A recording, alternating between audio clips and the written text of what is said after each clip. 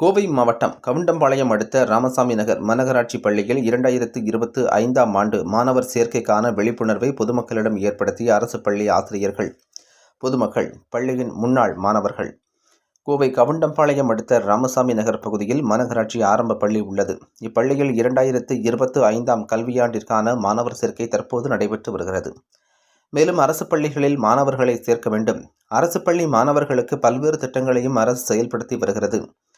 இதனை பொதுமக்களிடம் தெரிவிக்கும் வகையில் விழிப்புணர்வு நிகழ்ச்சி நடைபெற்றது. மேலும் பள்ளியின் அருகே இது குறித்த விழிப்புணர்வு பேனர் வைக்கப்பட்டுள்ள நிலையில் பள்ளியின் ஆசிரியர்கள் இவ்விழிப்புணர்வை ஏற்படுத்தும் வகையில் பேரணியையும் நடத்தினர்.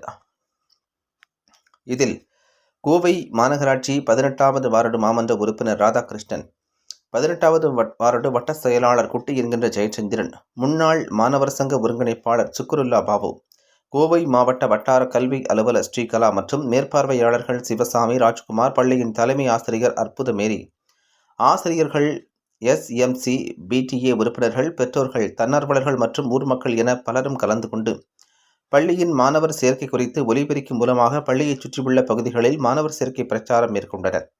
மேலும் அரசு பள்ளியில் மாணவர்களை சேர்த்து அரசின் நலத்திட்டங்களை பெற்று பயன்பெறுவோம் என பெற்றோர்களுக்கு விழிப்புணர்வையும் ஏற்படுத்தினர் என்பது குறிப்பிடத்தக்கது.